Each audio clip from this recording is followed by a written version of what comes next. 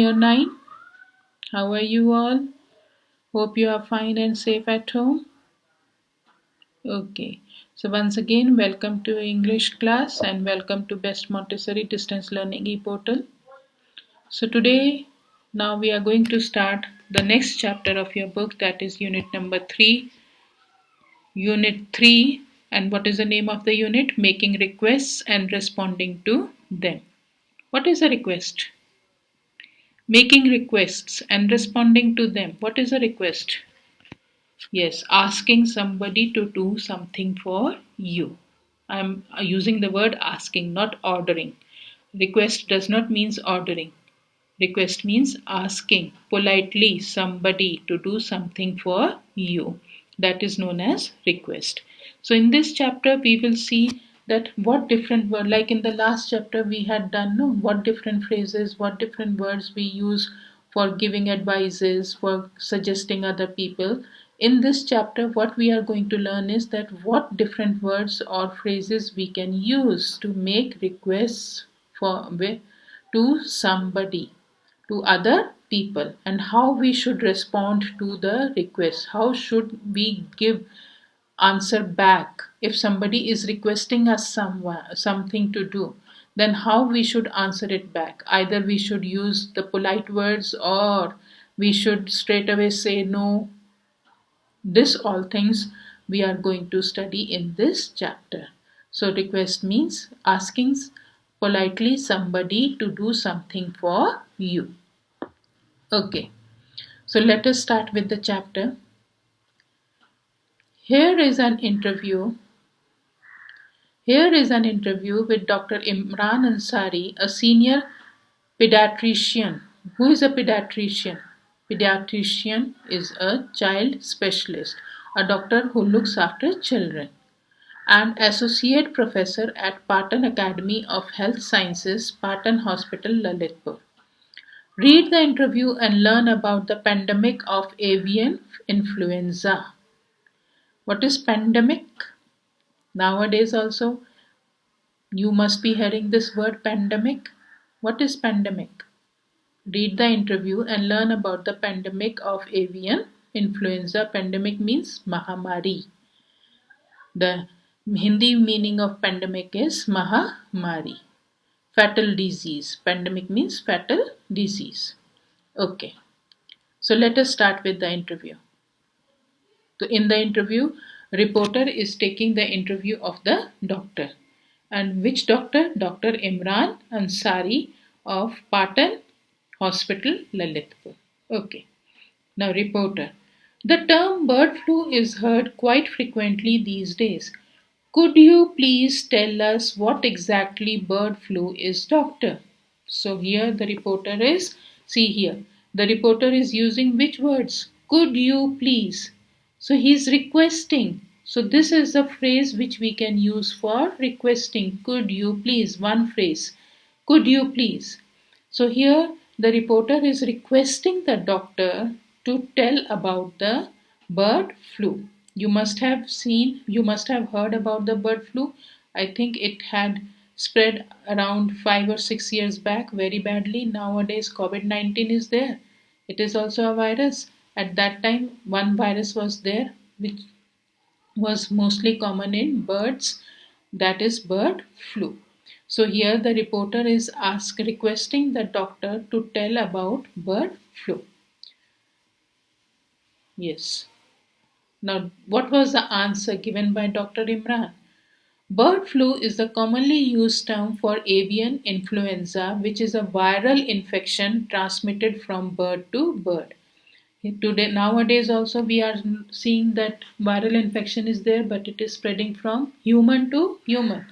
Virus is there, but it is spreading from human to human. In the same way, bird flu is what? Avian influenza. It is also a type of flu only, which is caused due to virus, but it is transmitted from bird to bird. Particularly a dead strain of bird flu H5N1. So what is the name of the virus? H5N1. Continues to spread like nowadays. Which virus is there? COVID-19. So bird flu virus is H5N1 continues to spread among poultry in different parts of Asia and Europe. So it was spreading in different parts of Asia and Europe. What exactly is H5N1? Reporter is asking, what exactly is H5N1? Would you mind telling us? See the second phrase. Now again he is requesting. And which phrase he is using? Would you mind? Would you mind telling us how it affects humans? So please see the phrases which are being used for making the request. Second phrase is used here, would you mind? So would you mind telling us how it affects humans? So reporter is asking two questions here, that what is exactly H5N1 and how this virus can affect the humans.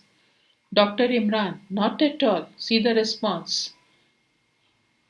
The phrase which he is using for giving the response, not at all.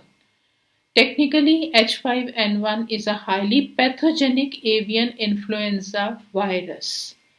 Again, pathogenic. What is the meaning of pathogenic? Again, the meaning of pathogenic is fatal, means very dangerous, which may cause death.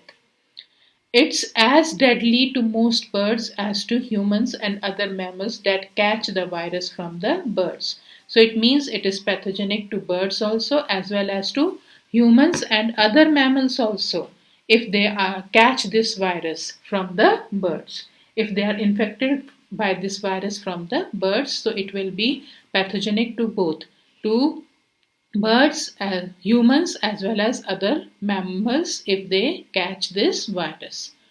Although the virus is not easily transmitted in the same way as most human flu bugs, H5N1 has killed nearly 60% of those infected since the first human case in the late 90s. So, what is the fatal rate? 60%. It is seen transmitted among people like butchers and poultry farm workers who have had exceptionally close contact with the infected poultry. So mostly it is found in those peoples like butchers, who are butchers, those who cut these meat and all. They are butchers. And poultry farm workers, the people who are working in the poultry farms, who are taking care of the birds, who have it because they are in close contact with the infected poultry. So these peoples are more prone to get infected. Besides, no effective medicine has so far been discovered, and till now there is no medicine discovered for this flu. Reporter now. The spread of this virus seems to be so fast. It is. Is it transferred by air? I wonder if you see now the third phrase. I wonder. The third phrase of requesting. I wonder if you could tell us how it spread so fast. Three phrases till now we have done now for making the request. The third phrase is I wonder if you could tell us how it spread so fast. Is it transmitted by air? Is it transferred by air? Why it is spreading so fast? Dr. Imran, now see. The phrase used by Dr. Imran. Which phrase is used? Yes, certainly. Here he used not at all. Here he is using yes, certainly. So please make a note of all these. How you can respond to a request. This is the response of the request. And these are the ways of making the request. I wonder, then, would you mind? All these are the phrases which are used for making to request to somebody. Okay. Yes, certainly. Actually, the flu virus is not transmitted through respiration. Most notably, the natural carriers of bird flu viruses are migratory waterfowls like the wild ducks.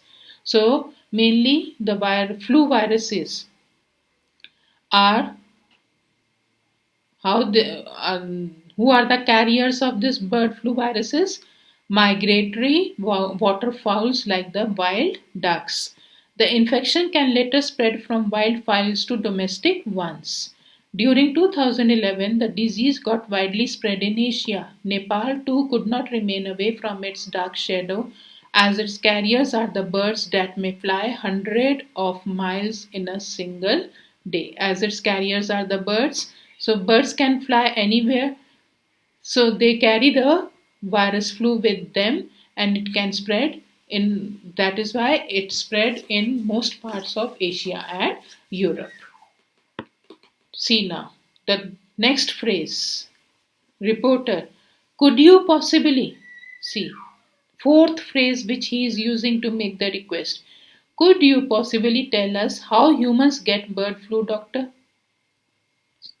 Yes, Dr. Imran. As I told you earlier, see the third phrase used by Dr. Imran to give the response of the request. What is that phrase? As I told you earlier, humans catch the flu by close contact with birds or bird droppings. What are bird droppings? The waste material given out by the birds. Some have been reported. If the humans come in close contact with the birds or with the droppings of the birds, then there may be a chance that the humans catch the flu. Some have been reported to have caught the virus from cleaning or plucking infected birds. Let me make it clear this way.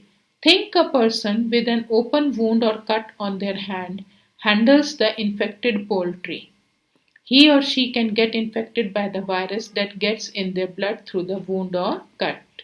Hope you must have understood that if a person is having a wound, some type of injury or cut in his hand, and he is looking after the birds, then that virus can enter in his body through that cut into the blood, and then that it can enter the body. Others have been infected after swimming. Others have been infected after swimming or bathing in water contaminated with the droppings of infected birds. Or if you swim or bathe in the water which is contaminated with the droppings, I told you droppings means the waste material given out by the birds with the droppings of the infected birds. People don't catch Yes, the people don't catch the virus from eating fully cooked chicken or eggs, because at that time it was spread. This rumor was spread at the time of bird flu that if we'll eat chicken, we'll suffer from bird flu. It was wrong, because people don't catch virus from eating fully cooked chicken or eggs. The virus is only enters into the human body if the human are in close contact with the birds, or they are in close contact with the droppings of the birds. So far, there hasn't been sustained type of human to human spread cases, and this virus, which virus H5N1, it is not transmitted from human to human like this COVID-19. There is human to human transmission, that is why social distancing is required, but H5N1 is not such type of virus which can spread from human to human.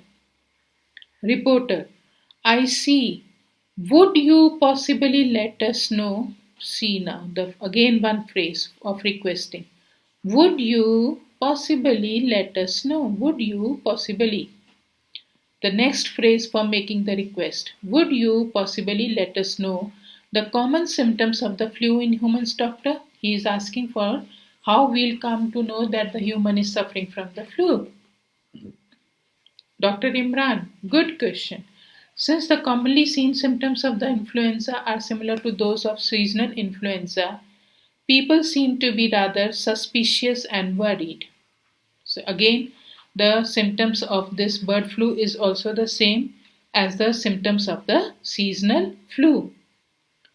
Like the symptoms of COVID-19 are also the same as the symptoms of the simple flu, seasonal flu. There are no such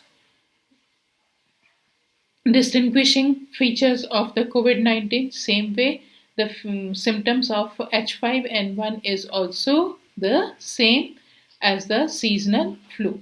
Fever, cough, sore throat, and muscle aches are the major symptoms, yet sometimes there could be diarrhea, eye infections, and even serious respiratory diseases.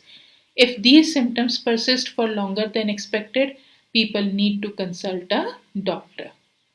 Reporter, finally, I'd appreciate it if you could tell us. See now, the next phrase used for making the request. I'd, I'd appreciate it if you. I'd appreciate it. The next phrase, for making the request. I'd appreciate it if you could tell us what precautions we should take against this fatal pandemic.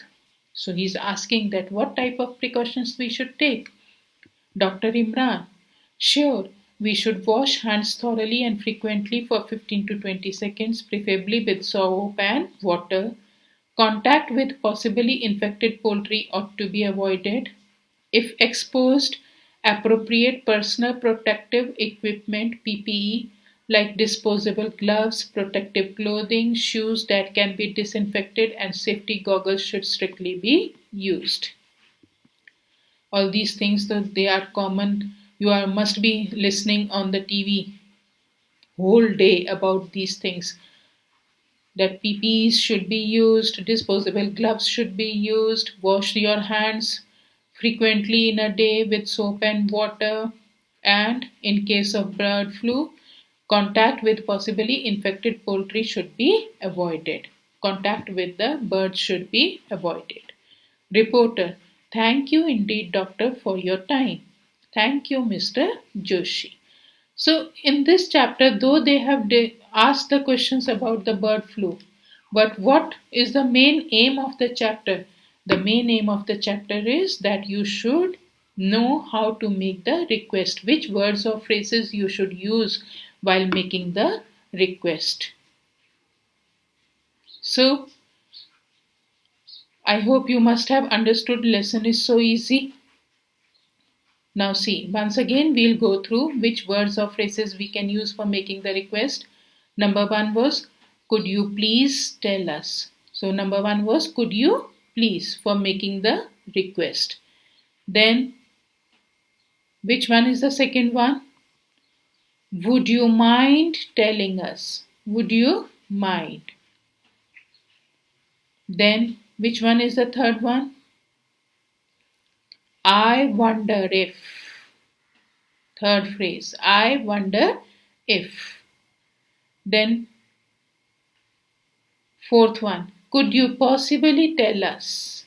Fourth one is, could you possibly tell us? Then, fifth one, would you possibly let us know?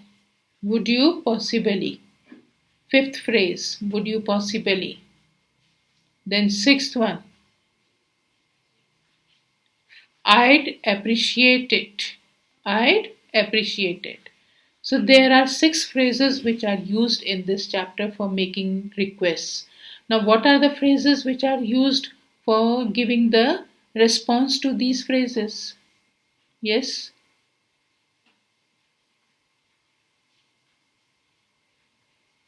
Let us see the first one. Not at all. First phrase was not at all. Second was yes, certainly. Then, as I told you earlier, these are for giving the responses. Sure. So I hope you must have understood this chapter. Now the exercise of this chapter we will be doing in the next class. I will be providing you the PDF of this chapter. Please go through once again and write down in your copy all the phrases which are used in this chapter for making the request, and all the phrases which are used in this chapter for giving response to the request. All the phrases you will write in your English copy. Now, I will be providing you one worksheet also. In that worksheet, you have to write the difference between an email and a letter. You are well, I think you know both the terms, email also and a formal letter also. So you will be writing the difference between the email and a letter, and I will be providing you one email.